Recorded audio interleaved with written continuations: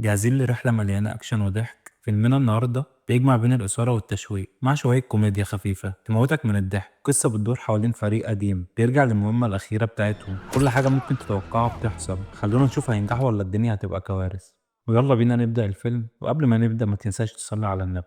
بيبدأ فيلمنا بأحداث من 15 سنة فاتت، وبنشوف جاسوس من المخابرات البريطانية وبيبقى جاي له مكالمة تليفون، واللي بيكلمه بيقول له هنا إن الهدف موجود وابدأ بالتنفيذ. بعد كده بنشوفه بيكلم مراته وبيقول لها إن مكالمة التأكيد وصلت لنا ويلا جهزي، وبنشوف مراته وهي بتشوف حملها وبتقول له دقيقة وهبقى جاهزة، وبيرد عليها وبيقول لها ده اللي أنت بتقوليه لما بيبقى قصدك 20 دقيقة. واضح إنهم كلهم نسخة واحدة يا عزيزي المشاهد. المهم نشوفهم وهم في الطريق ويوصلوا القصر فخم وبيبقى معمول فيه حفلة للأطفال، وبيشيلوا أسلحتهم كلها وبيحطوا السماعات ويتواصلوا مع مركز المخابرات، وبنشوف ان الرئيس بتاعهم بيقول لهم ان انتم النهارده هتبقوا تجار اسلحه فرنسيين، وان عيله ليميو الحقيقيين اتمنعوا من الحضور، وبيقول لهم ركزوا. وبعدين بيديهم معلومات عن الهدف، وبنعرف ان اسمه غور، وانه ضابط استخبارات سوفيتيه سابق ورئيس منظمه فولكا حاليا، وانه واحد من اخطر الارهابيين في اوروبا الشرقيه، وان الحفله دي ممكن تكون عيد ميلاد بنته. ما استهزئوش بيه. بعد كده بيقولوا له انهم شافوا الهدف، وايميلي هنا بترش حاجه على ايديها وبتروح تسلم عليه وبتعرفه على نفسها، بتقول له انا ميلودي ليميو، وانها معجبه ببيته، وبيمسك ايديها وبيبوسها. جنتلمان برضه، وبيعرفها على نفسه وبيقول لها اتبسطي بالحفله، وبيسيبها وبيمشي. وبنعرف انهم قدروا ياخدوا بصمه ايده والصوت بتاعه، وبيبقوا رايحين للخزنه وبيدخلوا المكتب، وبنشوف ايميلي هنا بتطلع كشاف بالاشعه الفوق البنفسجيه وبتوجهها على ايديها اللي صاحبنا بسها، وبتطلع من عليه لزقه وبيبقى عليها بصمه صاحبنا، وصاحبنا التاني بيبقى مسجل بصمه صوته على الساعه بتاعته، وبيقدروا انهم يفتحوا الخزنه وبياخدوا جهاز من الخزنه. صاحبنا هنا بيسال الرئيس وايه الجهاز ده، فبيقول له ان ده مفتاح PCS، وان ده مفتاح تحكم لبعض البنيه التحتيه في العالم زي السدود ومفاعلات نوويه ومحطات طاقه، وان غور هيستخدمه في عمل كارثه زي تشيرنوبل. بعد كده بقى الخزنه بتتقفل وبيحصل انذار، ورجاله غور هنا بيهجموا عليهم، لكن صحابنا بيقدروا يخلصوا منهم بكل سهوله، ورئيسهم بيوجههم ازاي يخرجوا، والعصابه بتبقى في كل حته، بس على مين؟ صحابنا بيقدروا يهربوا بكل سهوله، ورئيسهم بيقول لهم وصلوا المكان ما بنتقابل، وان هيقابلكم هناك اندروس من الاستخبارات البريطانيه، وبيقول لايميلي ما تقولوش لاندروس عن مكان المفتاح، وان عارف ان حبيبك السابق بس احنا مش بنثق في حد. بعد كده بقى بنشوفهم وصلوا، واندروس بيسلم على ايميلي وبيقول لها الحمد لله على السلامه، انا كنت قلقان جدا عليكي. وبيبقى مات جوز ايميلي مخنوق جدا منه. المهم بيركبوا الطياره، ومات بيطلب من المضيف مشروبين، لكن ايميلي بتقول له انها مش عايزه، فبيستغرب مات وبيقول لها من العاده اننا بعد كل عمليه بنحتفل. بتقول له اننا على ارتفاع عالي ومش هقدر. يقول لها لا في حاجه تانية، فبتعرفه هنا ان هي حامل، ومات بيتصدم ومش بيبقى مصدق، وبتطلع له 5 من اختبارات الحمل وبيتاكد من ده. بتقول له انا عارفه انك بتفكر في ان مهنتنا ما ينفعش فيها اننا نجيب اطفال، فبيرد عليها وبيطمنها، بيقول لها بالعكس انا فرحان جدا، وان توأم روحي هتجيب لي بيبي. بعد كده ايميلي بقى بتدوخ وبتبقى عايزه تدخل الحمام، لكن المضيف بيقول لها ان الحمام خارج الخدمه، فبتقول له ازاي وان دي رحله 11 ساعه، وتقول لي مات الحمام خارج الخدمه. في الوقت ده بيعرفوا ان في حاجه مش طبيعيه بتحصل. فعلا المضيف بيطلع سلاحه وبيمسك ايميلي، بيقول لمات ادينا المفتاح. مات بيطلع المفتاح فعلا وبيحدفه له، وبتبدا الخناقه، وايميلي هنا بتاخد منه المسدس وبتشيل كل الطلقات اللي فيه. المهم بقى بعد ضرب كتير بتشوف ان واحد منهم اخد المسدس لكن ما بيلاقيش فيه طلقات، وبيجيب الطلقه من على الارض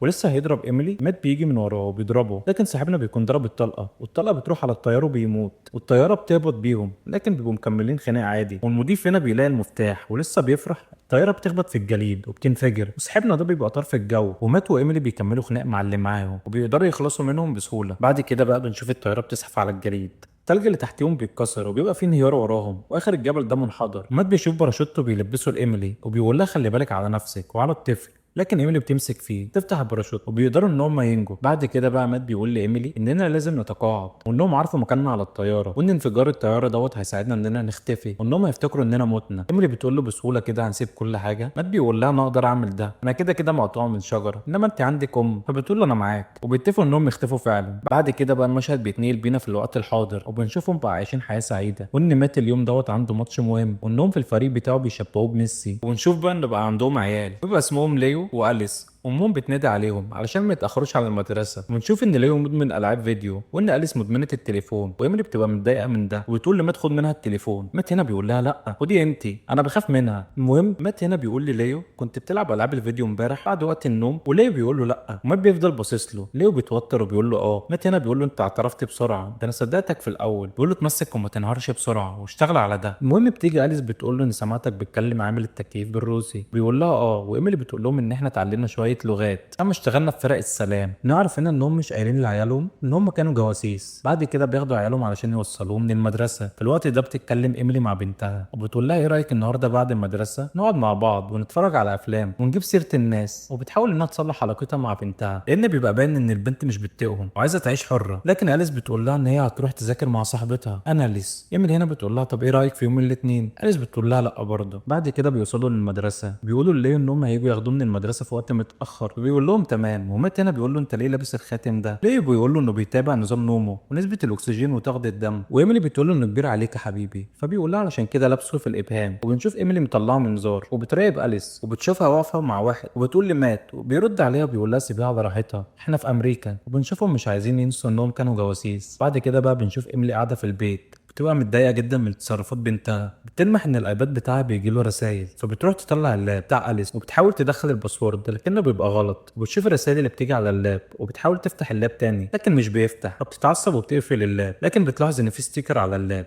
فبتشيله وبتلاقي الباسورد مكتوب عليها. في اللحظه دي بيدخل مات عليها وايميلي بتتفجع وبتقول له ان اليس بتكذب علينا وانها مش عند اناليس علشان تذاكر واننا لازم نراقبها على طول زي باقي الابهات والامهات. فبيقول لها احنا مش زيهم. وبتقول له بس احنا جواسيس ودي مهنتنا. ومات بيقول لها كانت مهنتنا. المهم ايميلي بتشوف الباسورد وبيبقى الباسورد عباره عن ام سيئه. واللاب بيفتح فعلا. بيبقى رساله مبعوثه لاليس وبيبقى مكتوب فيها الليله هي نهايه العالم الكيميائيه. وليو بيسمعهم وبيقول لهم انا قلت ان هم مش هيكرروها تاني بعد اللي حصل في السنه اللي فاتت. في صوت واحد هم الاثنين بيقولوا له ايه اللي حصل. بيقول لهم ان ده مربوط ببنت اسمها اكستاسي. للعلم ان اكستاسي دي نوع من البرشام المخدر. وبياخدوا عربيتهم وبيبقوا في الطريق للمكان اللي فيه اليس وبيبقوا مراقبينها وبيعرفوا ان هي في مالها. وبيوصلوا فعلا للمكان وبيدخلوا المكان وايميلي بتفضل تدور عليها لكن مات مش بيبقى فارق معاه وبيفضل يرقص ومندمج مع الجو. وايميلي هنا بتشوف اليس وبتروح هي ومات ياخدوها واليس بتقاوح معاهم. وبيجي واحد من الشله وبيقول لهم الاشتراك بتاع التلفزيون خلص. بيقعدوا يتريقوا عليهم. واحد تاني بيصورهم فيديو. مات هنا بيحاول يلم الموضوع وبيقول لهم ادونا شويه مساحه علشان نخرج من هنا. صاحبنا اللي شايف نفسه مايكل جاكسون ده بيقول له ولو رفضنا هتعملوا ايه. ايميلي بتاخد اليس علشان تخرج لكن الولد ده بيمسك ايد اليس. ايميلي بقى هنا تمسكه تعجنه ضرب ومات ماسك واحد تاني وعبيله واديله مسحه بوش العيال دي الارض ورموا واحد من الدور اللي فوق. بعد ما عجنوهم ضرب مات بيشوف الولد بيصور اللي حصل ده فبياخد منه التليفون وبيمسح الفيديو من الاستوديو لكنه ناس هيمسحه من السله. وبياخدوا بعضهم وبيخرجوا. وهما في الطريق بقى مات بيقول لها دخلت ازاي. فبتقول له ان هي معاه بطاقه مزوره. وبيقول لها اكيد الولد اللي شنبه خضر دوت هو اللي شجعك على كده. فبتقول لي اسمه جيمس وانك ما بتحبوش عشان هو ابيض. فبيتعجب بيقول لها طب ما امك بيضه وحلوه اهي. بعد كده بيوصلوا البيت وبتقول لهم انتوا اتعلمتوا الضرب ده فين. ايميلي بتقول لها انا معايا الحزام الابيض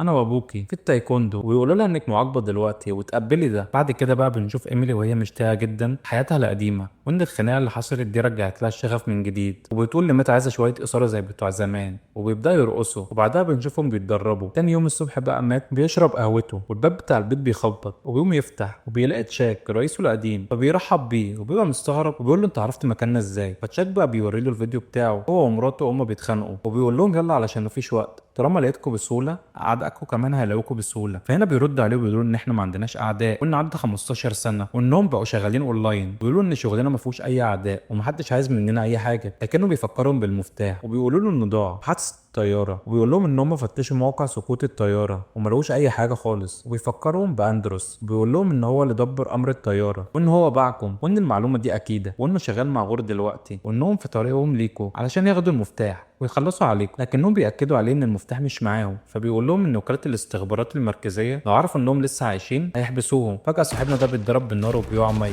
والعصابه هنا بتقف قدامهم بالعربيات وبيضربوا عليهم نار وبيهدوا البيت اللي فيه. ايميلي ومات بيتفقوا ان هم يخرجوا ويروحوا ياخدوا عيالهم وبينزلوا للجراج وبيلموا حاجتهم. باب الجراج بيتفتح وبيخرج منه عربيه وبتخبط في عربيه من عربيات العصابه. ولما بيفتحوها بيلاقوها فاضيه وبيخرجوا بعربيه تانية وبيقدروا يهربوا منهم. العصابه بيركبوا عربيتهم وبيمشوا وراهم وبيفضلوا يضربوا عليهم نار. وايميلي بتقول له اكيد في طريقه نثبت لهم ان المفتاح مش معانا. لكن مات بيفاجئها وبيقول لها انه اخذ المفتاح وانه خاف على المفتاح انه يقع في ايديه وانه خبى المفتاح دوت في انجلترا في قصر فوكس هوند. والمناسبه دوت بيبقى بيت ام ايميلي وبيقول لها انه محمي دايما. فبتقول له علشان في ناس كتير عايزين يقتلوها. ومات بيقول لها مش هينفع نفضل على طول مستخبيين. وبيقول لها ناخد المفتاح ونطلب الحصانه من الاستخبارات المركزيه لان من غيره هيحبسونا. في الوقت دوت عربيه من عربيات العصابه بتبقى جنبهم. بيبقى واحد منهم بيعمر سلاحه لكن السلاح بتاعه بيبقى معلق. ومات ومات هنا بيقرر انه يصنع القنبله اللي هتنهي العالم بالكولا والمنتوس وبيحدفها في العربيه، والقنبله دي بتفور في الازاز بتاع العربيه، مش بيبقوا شايفين اي حاجه خالص، وبتخبط في عربيه تانية وبتنفجر. ومات وايميلي بيبقوا فرحانين جدا باللي حصل ده، وبيروحوا ياخدوا عيالهم من المدرسه وبيروحوا على المطار، وبيبقوا مسافرين انجلترا. وهم في المطار ليو بيسال امه احنا ليه رايحين انجلترا، فبتقول علشان يزوروا جدتهم. والعيال هنا بيتفاجئوا انها لسه عايشه لان ايميلي قالت لهم انها ماتت. بعد كده بقى بيركبوا الطياره، بيبقى مات وايميلي بيتكلموا انهم يقولوا لعيالهم عن طبيعه شغلهم القديمه وان ده الوقت المناسب، لكن مات بيقول لها لا، وان الافضل ليهم انهم ما يعرفوش وان ده امان ليهم. بعد كده بقى بيوصلوا مطار لندن وبيبقوا واقفين عند الضابط بتاع الجوازات، وبنشوفهم مسافرين بهويات مزوره، ومات بيشوف الكاميرا وبيحاول يتدارى منها. بيخلصوا الاجراءات وبيخرجوا وبيركبوا الباص. في الوقت ده بتوصل وكاله الاستخبارات المطار، لكن العيله بتبقى ركبت الباص. وهم في الطريق مات بيشوف واحد واقف عند عربيته وبيشاور لايميلي عليه، وبيتفقوا ان هم ينزلوا. الراجل ده بيسيب عربيته وبيركب الباص، وايميلي بتخبط فيه وبتقدر انها تسرق منه مفتاح العربيه، وبتشوف ان في واحد بيراقبهم في الباص. بعد كده المشهد بيتنقل بينا في المطار، ووكاله الاستخبارات المركزيه بيشوفوا صورهم على الجهاز. واحد منهم بيقول لي اللي معاه ركزوا على الطفلين وان هم دولت اللي هيوصلونا ليهم. وبنرجع تاني للعيله وهم في العربيه، ومات وايميلي بياخدوا من عيالهم التليفونات علشان يعني محدش يقدر يوصل له، وبيشغلوا اغاني وبيقعدوا يغنوا معاه. والعيال بيبقوا مستغربين جدا من تصرفهم، بيقعدوا يقولوا لبعض ايه العيله المجانين دي. بعد كده بيوصلوا للبنزينه علشان يفولوا عربيتهم، والعيال بيدخلوا المطعم عشان يجيبوا اكل، وبنشوفهم واقفين قدام الاكل وبيبقوا قرفانين جدا منه، وبيشوفوا ان اساميهم اللي في الباسبور مزوره وبيبقوا مستغربين جدا. المهم بيحاسبوا على الاكل، واليس بتقول لليو تقدر تفتح نت على الجهاز بتاع الالعاب، وليو بيقول لها لكن هم منعونا. واليس بتبقى شاكه ان اهلها مجرمين، لكن ليو بيقول لها ده مستحيل. بعد كده بنشوف مات وايميلي بيتكلموا مع بعض، بيحسبوا الوقت اللي ممكن الاستخبارات يوصلوا لهم فيه. ومات بيقول لها ان احنا عندنا الوقت الكافي، بيقول لها ان احنا نجيب المفتاح ونسلمه للاستخبارات ونرجع لحياتنا الطبيعيه. في وقت هما بيتكلموا بتوصل العصابه وبتحاصرهم، وايميلي بتهجم عليهم. مات بيطلع خرطوم البنزين وبيولع فيه، ويفضل يرش النار على العصابه علشان يحرقهم. وواحد من العصابه دي بيفصل النار، ومات بيضربه، ودي بيطخ بقى عجم من العصابه ومسحب وشهم الارض. والعيال بتبقى مستغربه من اللي بيحصل، ومات وايميلي بيقدروا يخلصوا عليهم وبياخدوا العيال وبيركبوا العربيه. واحد من العصابه دي بيقوم وبيضرب نار عليهم، لكن يا ريته ما قام. ايميلي هنا بتشيله بالعربيه، بيكملوا طريقهم وبيشوفوا وكاله الاستخبارات قدامهم. ومات هنا بيقوم يقف وبيضرب نار على العربيه، وبتبقى محمله مواسير كبيره وبيقدر انه يوقع المواسير دي، كده بيبقى عطل صحابنا. في وقت بقى هما في الطريق العيال بتبقى متضايقه من اللي حصل ده، بيقولوا له مش لنا انتوا تبقوا مين. مات هنا بيقول لهم ان احنا عملاء تدخل سريع سريين ومش رسميين للاستخبارات المركزيه، وانهم كانوا جاسوسين.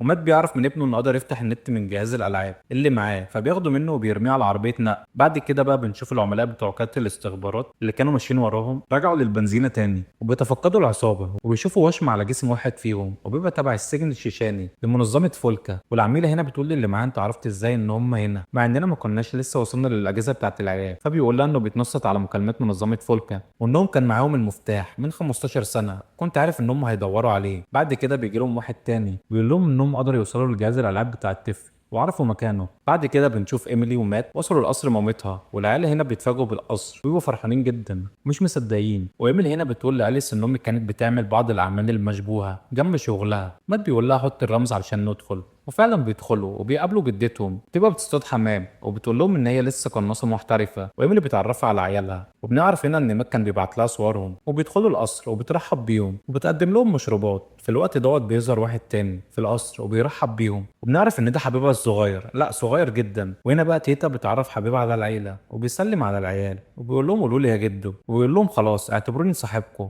ومات هنا بيطلب منه انه ياخد العيال، وبنتنقل لعملاء الاستخبارات هم عند عربيه النقل ولو جهاز الالعاب بتاع ليو. بعد كده العميله بتقول لرئيسها ان القمر الصناعي بتاعهم قدر يتتبع العربيه بس اختفت تاني، وبتقول له ان المتوقع انهم في مكان قريب من 8 كيلومتر. وبتوري له شويه اماكن على الجهاز زي مصنع ذخيره قديم ومزرعه خيول، فبيشوف مكانه وبيسالها عليه. وبتقول له ان الارض دي مسجله باسم مؤسسه غير ربحيه خارج البلاد، وان مقرها في جزيره مان تبع شركه فوكس هانتر المحدوده. وبيقول لها الاسم ده مألوف جدا ليا، وبيفتكر وبيعرف ان المكان ده بتاع جيمي كورتيس اللي هي مامة ايميلي. وبنعرف هنا انها كانت عامله استخبارات بريطانيه وانها كانت اسطوره. وبنرجع تاني لمات وهو بيتكلم مع جيني وبيقول لها انه لما هرب هو وايميلي اخد حاجه قيمه، لكن جيني ما بتهتمش بالكلام وبتسيبهم. وبنشوف العيال مع جده نايجل في مكتبه وبيوريهم مهاراته، لكن بيبقى فاشل جدا. وبنرجع لمات وجيني وبيقولوا لها انه خبى الجهاز ده هنا. جيني بتقول له ان في ناس تانية بتدور عليه وانك هتجيب المشاكل لغايه هنا. وبتقعد جيني وايميلي يتكلموا مع بعض وعلى ان بنتها ما بتحبهاش وان ايميلي سابت كل حاجه علشانها. وبتقولها زي ما انا ما عملت مع امي وانت عملتي معايا، بنتك هي كمان بتعمل كده معاكي.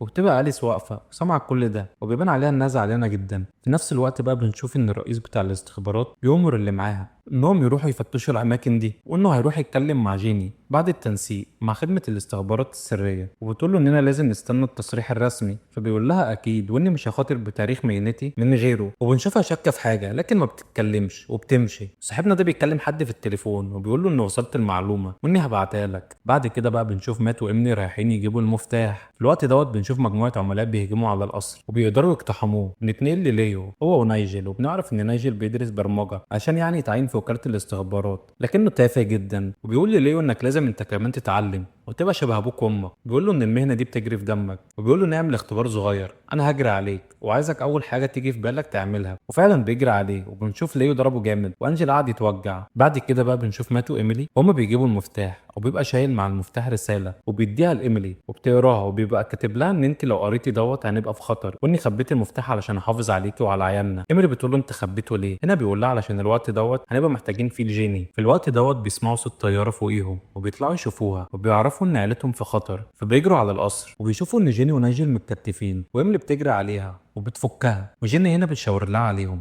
وفعلا بتروح هي ومات، لكن بيلاقوا نفسهم اتحاصروا والعصابه دي بيأمروهم ان هم يدخلوا اوضه، وفعلا بيدخلوا وبيلاقوا عيالهم. مات وايميلي بيقولوا لهم ان هم معاهم المفتاح. في الوقت دوت بقى بيخرج تشاك لو فاكرينه اللي اتقتل في الاول، فبيتصدموا وبيقولوا له اننا شفناك بتموت. فبيقول لهم ان كل ده من تدبيري وان بارون بريء من كل ده وانه شوه سمعته وان بارون كان بيراقب منظمه فولكا وهور. بعد كده بقى بياخد منه المفتاح، وبنشوف تيتا بتروح لدولاب المطبخ وبتطلع منه اسلحه، وبنشوف تشاك بيتكلم معاهم وبيقول لهم ان انتوا السبب في النصيب منصبي بعد ما المنظمه عرفت ان افضل 2 من عملائي ماتوا والمفتاح ضاع وانه خسر وظيفته وخسر راتب التقاعد بتاعه ومراته وبيته. وبنشوف تيتا بتضرب واحد بالسلاح اللي معاها، بتبقى حاطه فيه مخدر، تضرب التاني ونايجل بيترعب وبيعمل نفسه متكتف. وتيتا هنا بترش زيت على الارض وبتبدا تخطط، وبيهجموا 2 عليها. واحد منهم تيتا بتحدف السكينه عليه وبيقع، والتاني بيتزحلق في الزيت. تيتا بتفضل تسقف له على وشه بالحله وبتسخن ايده على البوتاجاز وبيطلع سلاحه وبيضربها بيه، لكنها بتصده. الطلقه بتيجي في كتف صاحبنا نايجل. مش عارف ايه اللي قومك دلوقتي، انت كنت عامل نفسك متكتف. المهم تشاك واللي معاه بيسمعوا صوت ضرب النار، ومات وايميلي بيهجموا عليهم وبيقولوا لتشاك ادينا العيال، لكن بيقول لهم لو خرجت بيهم دلوقتي هيرجعوا لكم بكره السلام، ما تتصلوش بالسلطات. وبيجوا ناس تانية من ورا ايميلي ومات وبيضربوهم وبيفقدوا الوعي. وتشاك واللي معاه بياخدوا العيال وبيركبوا الطياره. بعد كده بقى ايميلي ومات بيفوقوا وبيقولوا لبعض انهم لازم يلاقوا الطياره، وناجل بيقترح عليهم ان هم يشوفوا تسجيل الكاميرات وبيشوفوا ابنهم بيشاور لهم وبيعرفوا ان الخاتم اللي معاه في GPS. فبيفتحوا الكمبيوتر وبيقدروا ان هم يتواصلوا بالحساب بتاعه وبيقدروا يحددوا مكانه، وبيبقى في متحف تيت مودرن.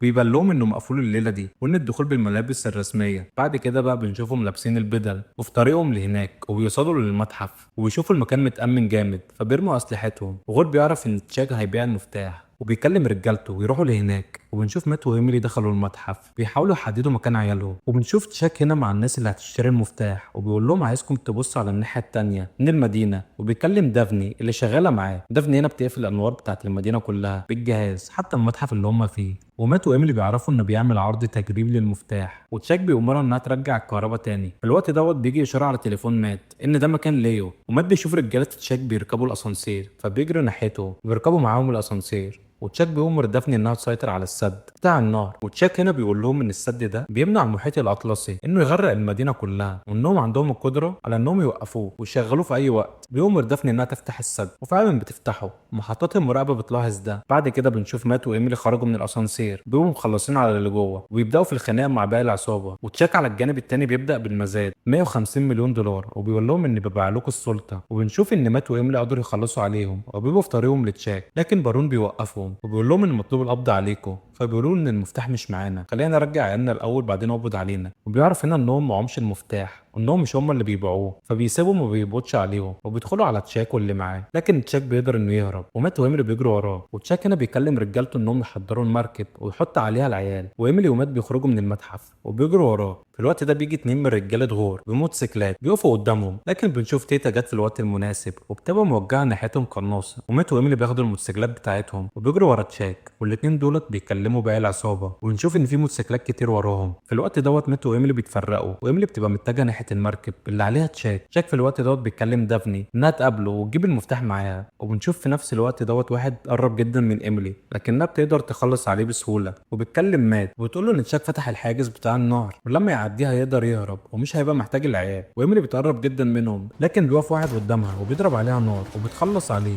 بتشوف مركب تانية قريب منها فبتروح وبتدي لصاحب المركب ده الخوذه تسرق المركب بتاعته، وبتمشي بيه وبتكلم مات وبتقول له على المركب، ومات بيروح لها. بعد كده بقى بنشوف ناجي بيكلم جيني بيقول لها اني مستعد لما تحتاجيني، وبتقول له خليك انت بس في مكانك. في الوقت دوت ناجي بيشوف دافني تركب عربيتها وبيقرر ان هو يتدخل ويعمل الصح، وهي خارجه بالعربيه صاحبنا هنا بيدخل فيها وبيبقى فرحان جدا بده، وبيشوف المفتاح جنبها وبيدخل ياخده وبيفتح اللاب بتاعه وبيكلم تيتا حبيبته وبيقول لها ان انا معايا المفتاح. وتيتا بتكلم مات وايميلي ان نايجل معاه المفتاح، فبيقولوا لها ان هي تكلمه وتقول له يقفل الحاجز بتاع النار. صاحبنا بيبقى متوتر جدا وبيحاول انه يقفله لكنه بيفشل. وعلى الجانب التاني بقى مات وايميلي قدروا يوصلوا للمركب اللي عليها تشاك وبينطوا عليها وبيهجموا على اللي فيها وبيقدروا يخلصوا عليهم، وبيأمروا نايجل يقفل الحاجز. ونايجل هنا بيسأل سيري يقفله ازاي، وتيتا بتزعق له وبيتعصب وبيخبط على اللاب وبيقدر انه يقفل الحاجز، وكله دوت بالحظ يا عزيزي المشاهد. بعد كده ايميلي بترمي العيال في النار ومات بيتخانق مع تشاك، وايميلي بتروح مع مات وبيضربوا هما الاتنين تشاك وبيفقد وعيه. بعد كده بينط في النار، وصاحبنا تشاك بيفوق في الوقت المتأخر والمركب بتاعته بتخبط في الحاجز وبتنفجر. صاحبنا نايجل بيبقى مبسوط بانه قدر يقفل الحاجز. بعد كده بنشوف العيله كلها اتصالحت وبينتهي فيلمنا لغايه هنا. اتمنى يا عزيزي المشاهد يكون الملخص عجبك، وما تنساش تدعمنا بلايك وتسيب لنا كومنت وتقولوا لنا حابين نلخص لكم ايه افلام الفتره الجايه. سلام.